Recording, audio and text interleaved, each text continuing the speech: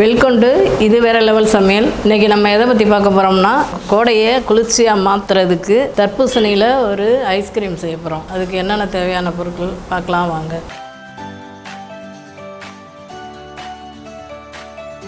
தர்பூசணி இதில் பாதி போட்டுக்கணும். ஃப்ரெஷ் க்ரீமு 180 கிராம், பால் 1/2 லிட்ரு, ஜீனி 1/2 கப்பு. உங்களுக்கு இனிப்பு நிறையா வேணும்னா 3/4 கப்பு கூட போட்டுக்கலாம். இது ரோஸ் எசன்ஸு, இதில் ஒரு 1/4 டீஸ்பூன் போட்டுக்கணும். இப்போ எப்படி செய்யலான்னு பார்க்கலாம் வாங்க. இப்போ தர்பூசணியை பாதியாக கட் பண்ணிக்குவோம்.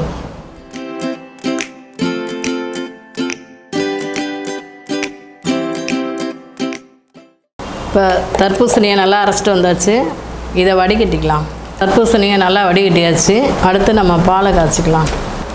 இந்த 1/2 லிட்ரு பாலை காய்ச்சிக்கலாம். பால் பாதியாக சுண்டுற வரைக்கும் நம்ம காய்ச்சிக்கணும். ஏன்னா வாட்டர் மிலனில் வேறு தண்ணியாக தான் இருக்குது. அதனால் இந்த பால் கண்டிப்பாக பாதியாக சுண்டிக்கணும். பால் நல்லா சுண்டிருச்சு பாதியாக. இதை நல்லா நம்ம ஆற வச்சுக்கணும். இப்போ மிக்ஸி ஜாரில் இதை ஊற்றிக்குவோம். அடுத்தது இந்த தர்பூசணி ஜூஸு, இந்த எடுத்து வச்சுருக்க ஜீனி, இந்த ஃப்ரெஷ் க்ரீமு 180, ரோஸ் எசன்ஸு ஒரு 1/4 மூடி.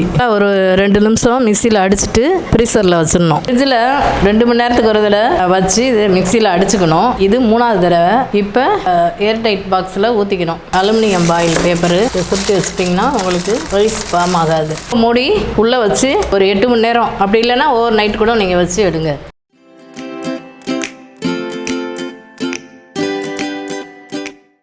எட்டு மணி நேரம் ஆயிடுச்சு. எப்படி இருக்குன்னு பார்ப்போம். நல்லா ஃப்ரீஸ் ஆகிருக்கு. இப்போ இதை சர்வ் பண்ணிக்குவோம்.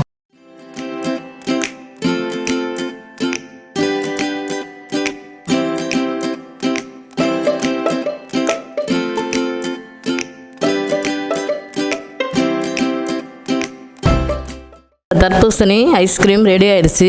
நீங்களும் இது போல் உங்கள் பிள்ளைகளுக்கு செஞ்சு கொடுத்து அசத்துங்க ஃப்ரெண்ட்ஸ். சூப்பராக இருக்கும். இது தர்பூசணியில் மட்டும் இல்லை, ஆரஞ்சு மேங்கோவில் கூட செய்யலாம். அதுவும் சூப்பராக இருக்கும். இந்த வீடியோ உங்களுக்கு பிடிச்சிருந்தா லைக் பண்ணுங்கள், ஷேர் பண்ணுங்கள், சப்ஸ்கிரைப் பண்ணுங்கள். மறக்காமல் கீழே உள்ள பெல் பட்டனை கிளிக் பண்ணுங்கள். அப்போ தான் நான் போடுற வீடியோட நோட்டிஃபிகேஷன் உங்களுக்கு தவறாமல் வரும்.